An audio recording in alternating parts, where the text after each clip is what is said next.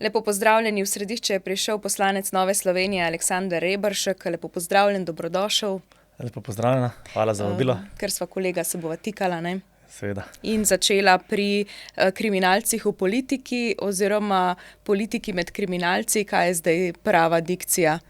Kriminalec naj ne bo politik, politik pa tudi ne bo kriminalec. Kakorkoli obrneš, v vsakem primeru, mislim, da si to želimo vsi. Je pa problem, na kakšen način so se v Svobodi tega tudi lotili. Če bi imeli res iskrene in pa plemenite namene, bi s takim zakonom prišli najverjetneje že na začetku mandata, pa vendar so to češnjico na torti, kot lahko rečem, za njih šparali čisto do konca mandata. Pri tem me zelo žalosti in pa boli, da takšna koalicija s takšno podporo v državnem zboru, kar 54 od 90 podpira to vlado, bi lahko sprejemali resnično zakone, ki bi bili v korist naših državljanov, pa ker svojim delom nimajo kaj pokazati, in pa takšen zakon, bom rekel, z zelo lepim, zvenečim naslovom zelo prav pride, vsebina pa je zelo napačna oziroma neustavna in neizvršljiva, na kar opozarja tudi zakonodajno-pravna služba. Kako naj tak zakon človek sploh podpre, če veš, da je neustaven in da je ta zakon neizvršljiv. Ampak to je točno bil namen poslank Svobode, da se javnosti predstavi všečen stavek, za njo pa stoji vsebina, v katero se večina naših državljanov ne bo poglabljala in bo padla na te njihove parole. Ampak tudi, če pogledava z druge strani, ne, vsakič, ko gre neka stranka ali nek kandidat na volitve, ne, dobi zaupanje ali kandidira s podporo volivcev ali pa ga neka stranka uvrsti na kandidatno listo. Se pravi, tukaj je tudi odgovornost predlagateljev, da na svoje liste oziroma na volitve ne pošiljajo ljudi s kazenskim zaledjem, ne, s kaznivim zaledjem. Se popolnoma strinjam in ne predlagajo imena na svoje kandidatne liste, ki so pošteni in niso bili nikoli v nikakršnem kazenskem postopku. Ampak tukaj bom rekel, da so precej zviti in uporabljajo, bom rekel, neke dobre stavke, ki padejo, bom rekel, na plodna tla. Čistilka potrebuje potrdilo o nekaznovanosti, ne, da ga tudi ne potrebuje poslanec. Seveda, tudi poslanec bi ga potreboval. Problem pa je, ker si taka koalicija, taka vlada Roberta Goloba podredi vse. Od sodstva do policije, do medijev, in iz vsakega človeka lahko jutri, če želijo, naredijo kriminalca. Takšen človek pa potem zaradi politične moči, ki jo ima neka določena stranka ali pa neka določena politika, ne bo mogel kandidirati. Tukaj pa nastane problem. Pri čistilki ne bo problema.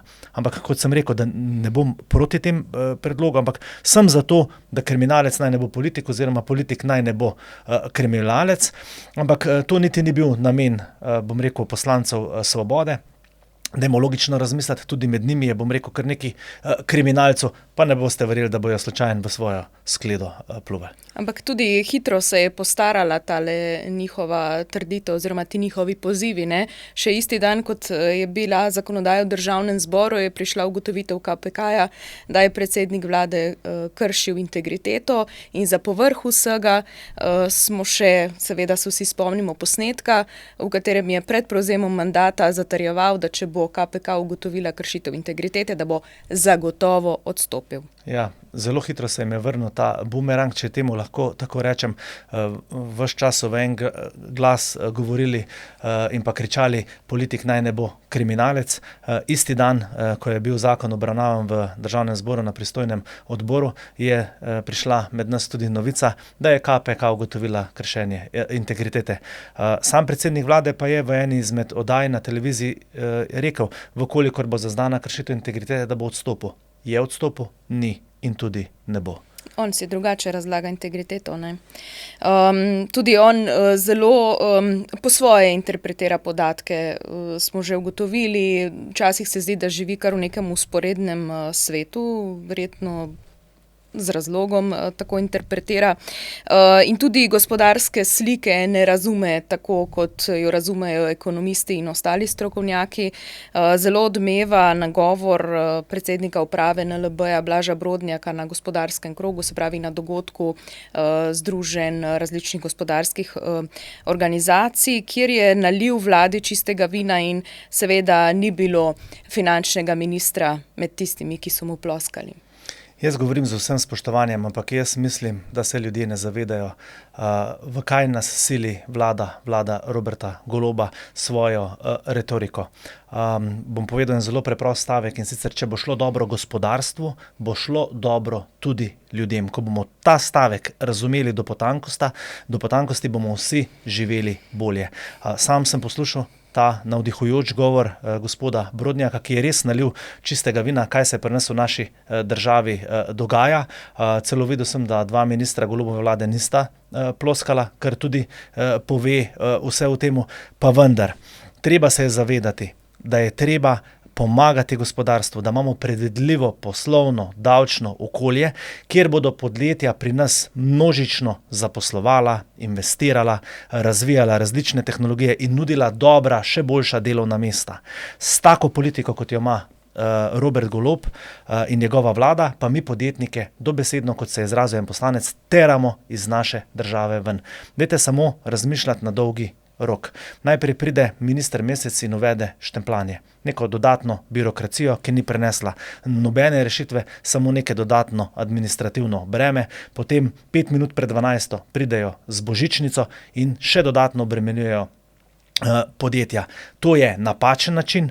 Jaz sem prepričan, da je v tujini še ogromno podjetij, ki bi pri nas investirala, vendar ko spremljajo politiko, rečejo, pa zakaj bi pa mi šli investirati v Slovenijo, gremo rajš na Hrvaško, Madžarsko ali katerokoli drugo državo v okolici ali kjerkoli drugje, ker je predvidljivo poslovno okolje. Jaz sem prepričan, da imamo v naši državi podjetja, ki lahko dajo 1000 božičnic na zaposlenega. Imamo pa tudi podjetja, ki ne morejo dati ene božičnice na zaposlenega, in metati vse v en koš, da bi Robert Golob dosegel samo en in edini cilj, to je, da je še enkrat postane predsednik vlade, je neumno in s takimi potezami uničuje slovensko gospodarstvo in tudi dobra delovna mesta. In vesel sem, da se najdejo pri nas tudi uspešni gospodarstveniki. Mimogrede, jaz nisem njegov odvetnik, prepričan pa sem, da gospod Brodnjak lahko gre ne jutri, ampak že danes delati v tujino za bistveno večji denar in je tukaj zgolj in samo zato, ker ima rad to državo in mu ni vseeno, in to je bilo čutiti tudi iz tega navdihujočega čustvenega govora.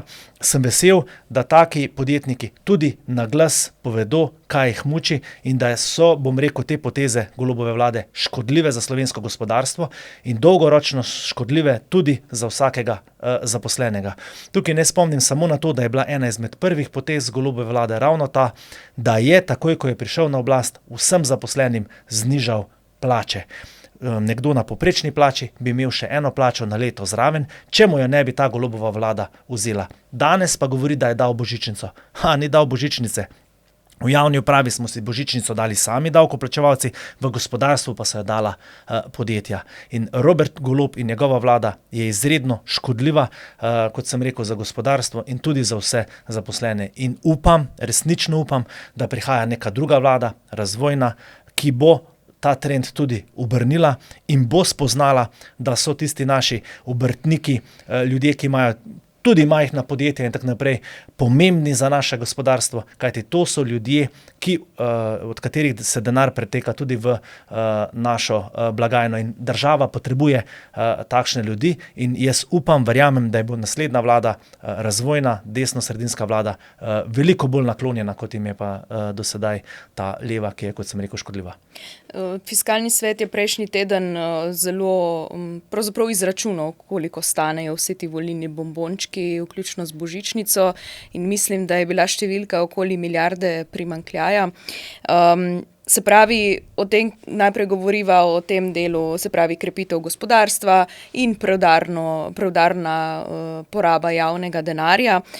In tukaj se odpre vprašanje financiranja nevladnih organizacij, ki se seveda financirajo tudi iz javnega denarja prek različnih razpisov, prijavljajo svoje projekte na razpise.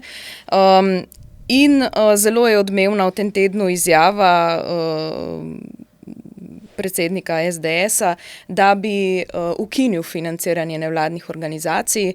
Zelo je završalo, ampak z razlogom najbrž, ne, ker se je kdo najbrž tudi ustrašil, da ne bo dobival tako izdatne podpore vladnih odločevalcev. Jaz zdaj delim te nevladnike na tiste, ki delajo za ljudi, in druge, ki delajo zase oziroma ki delajo za določen del politike, če sem natančen, ki delajo za levo politiko. In med njimi je, bom rekel, zelo velika razlika in podpiram ta predlog, če bom morebiti koalicijski poslanec v naslednjem mandatu, bom tak predlog sigurno podprl, da se na tem področju naredi red in da se dobesedno zapre pipica tistim nevladnim organizacij, od katerih naši državljani enostavno nimajo nič. Ima samo politika v resnici. Seveda, obstajajo tudi druge nevladne organizacije, ki jih izrazito podpiram, tu so humanitarne in pa seveda gasilske in tako naprej. Tukaj bi morebiti še povečal finančna sredstva, ker ti dejansko delajo za ljudi, kot sem rekel, tisti, ki pa delajo zase oziroma za lev del politike, pa je treba absolutno zapreti pipico. Ob vsem tem, katero področje je treba najprej urediti, pa bi izpostavil, če lahko samo eno, pa se mi zdi zelo pomembno, da bomo nagrajevali delo, tiste, ki vsak dan ostanejo, grejo na šiht, cel dan delajo, da bodo svojim delom zaslužili več in da bodo zdravi ljudje delali, ne pa prejemali denarno socialno pomoč. To področje je tudi potrebno med prvimi, da se uredi in pa seveda, da se pomaga tistim, ki ne morejo delati, ne da v času svobode pomagamo tistim, ki ne želijo delati in so, bom rekel, iznajdljivi. Se pravi, dela nas na vseh področjih čaka še zelo veliko. Zelo odmevni so bili tvoji posnetki na družbenih omrežjih, ker si se zavzel za Slovenijo, za slovenski jezik. To zelo velika, močna čustva vzbuja pri ljudeh, morda bolj, kot bi pričakovali, ker mogoče leva stran ima besedo domoljubje celo kar malo za neko psovko, jo povezuje s skrajno desnico. Ampak tukaj je logika zelo preprosta, se pravzaprav ne gre za to, da, ne vem, da bi se zapirali pred svetom. Gre samo za to, da spoštujemo mi svojo državo, da vztrajamo pri tem, da govorimo slovensko, ker na ta način jezik živi in da od tistih, ki prihajajo, preprosto pričakujemo, da so hvaležni in spoštljivi do države, ki jih je sprejela. Tukaj ni potrebno odkrivati tople vode. Bom rekel, da sem vesel in pa ponosen, da živim v tako lepi državi. Na svetu je več tisoč narodov, samo nekaj 100 pa jih ima svojo državo, med njimi je tudi naš slovenski narod. In da mi danes govorimo slovenski jezik, to ni samoumevno. Naši predniki so se z besedo in pa tiskano knjigo borili, da je naš narod oziroma naš jezik in pa kasneje tudi naš narod obstal in danes nam je, bom rekel, to povsem samoumevno. Kako pa? Ni samoumevno in za te vrednote se je treba boriti še naprej. Ohranjati treba vse naše simbole, slovenski jezik, himno, zastavo, grb in tako naprej. Žal pa opažam, da v tej novejših generacijah se ne ohranjajo ti naši simboli, celo jezik se, bom rekel, velikokrat popači, kar me osebno zelo boli. Nisem pa recimo, kot sem bil večkrat označen, da sem proti tujcem. Jaz nisem proti tujcem, sem pa zato, da se tukaj spoštuje in govori slovenski jezik, da tujec, ki pride živeti in pa delati k nam, sprejme našo kulturo, naš jezik, naš način življenja. Ne pričakujte pa od mene, da se bom jaz kateremkoli od tujcev tudi prilagajal. Primer moje svakinje iz Nemčije, ona doma seveda govori slovenski jezik, ko pa gre na ulico, ko gre v trgovino, kamorkoli, na katerokoli uradno inštitucijo, pa govori nemško. In enako pričakujemo od vseh tujcev, ki pridejo živeti in pa delati k nam. V času naše vlade je bil januarja 2021 sprejet zakon o tujcih, ki je to področje, bom rekel, kar precej zaostril. Znanje slovenskega jezika in da lahko tujec pripelje k sebi tudi družino. V času te vlade Golobove pa je bil ta zakon spet razrahljan. Znanje slovenskega jezika ni bil več pogoj, celo dali so na to na nek preživetveni nivo, kar pomeni zdravo, adijo in pa hvala. In zato danes, ko hodiš po ulicah, poslušaš tuje jezike, kar bom rekel, da mene osebno zelo boli. Še enkrat, tujec, ki pride in pa živeti k nam, se mora naučiti slovenskega jezika in to bi enostavno mogel biti pogoj. Omenil bi tukaj še vabilo v albanskem jeziku, ki je išlo staršem v Žalcem, staršem otrok. Tukaj smo takoj sklicali nujno sejo in opozorili, da se kaj takega naj nikoli več ne ponovi. Uradni jezik v Sloveniji je slovenski jezik in to je potrebno spoštovati. To ščiti tudi ustava, kot tudi zakonodaja in upam, da so vsi to razumeli in da se mi tujcem ne smemo in ne bomo prilagajali. Pa tudi na državnih prireditvah in velikih dogodkih naj vihajajo slovenske zastave, nekatere druge, ne. Tako, to smo imeli zdaj lep primer. Jaz sem bil za vikend v Zgornji Savinjski dolini na Ljubnem, ker je bila tekma, ker so naše skakalke skakale na skakalnici in pod tisto skakalnico tam je bilo ogromno slovenskih zastav. To so bili taki občutki, ki jih zdaj ne morem povedati in presrečen, ogromno ljudi nas je tam bilo, spodbujalo naše športnice in lepo je bilo videti poenoten slovenski narod. Me je pa žalostilo, ko sem zvečer pogledal oddajo na večerni televiziji, kjer pa sem videl posnetek iz Dražgoš, kjer so vihrale jugoslovanske zastave. Veste, to pa ni v redu. Vendarle, zdaj govorimo slovensko zaradi slovenske osamosvojitve, tako rekoč, ne. Zaradi dogodkov leta 90-91. Rada bi, da zaključiva s tvojim osebnim projektom. Ti si drugače v prostem času gasilec in tudi pomagaš pomoči potrebnim ljudem. Kar nekaj hiš si že zgradil socialno šibkim in ravno ena gradnja je v teku oziroma se pripravlja ta gradnja. Lahko kaj več poveš o tem? Vem, da zbiranje sredstev že poteka. V kakšni fazi je projekt? Ja, ko se človek zaveda svoje minljivosti, je življenje bistveno lažje. Sem zamenljiv in tudi umrljiv. Se zavedam, da ne bom večno živel in ko imaš tak občutek pri sebi, veš, da je življenje bistveno bolj preprosto in tudi želiš biti preprosto samo človek in čisto nič drugega. Svojo prepoznavnost želim izkoriščati tudi na tak način, da tudi v prostem času poskušam delati za ljudi. Nekateri drugi politiki to izkoriščajo za prodajo pidžam. Jaz sem se odločil za ta način, ker sem skupaj z dobrimi ljudmi, to posebej poudarjam, teh projektov nisem naredil sam, ampak skupaj z dobrimi ljudmi, ki so dobrodelni akciji tudi zaupali in donirali znatna finančna sredstva. Gradimo že 4. hišo v Galiciji pri Žalcu. Konec novembra me je predstavnica Rdečega križa poklicala in prosila, če lahko pridem pogledat, kaj se da tukaj narediti. Spoznal sem gospoda Srečkota, ki je več kot 40 let delal, bil zaposlen in je sedaj v penziji. Živi v več kot 100 let stari hiši, ki se podira, voda mu dobesedno teče v hišo in jaz sem si seveda to tudi v živo pogledal. Sem mu dal en teden dni časa, da se odloči, da če želi, da grem zbirati denar, moram imeti to javno in da bo tudi izpostavljen. Po 10 dneh sem ga nekje obiskal in je rekel, da se strinja.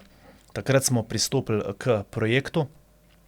To je bilo nekje sredi decembra, 21. decembra zagnali to akcijo in začeli zbirati finančna sredstva in do danes smo zbrali slabih 15 000 evrov, za kar se tudi na tem mestu iskreno zahvaljujem vsem, ki so ta denar tudi nakazali in hvala vsem, ker zaupate našemu projektu. Vse donatorje namreč javno izpostavljamo.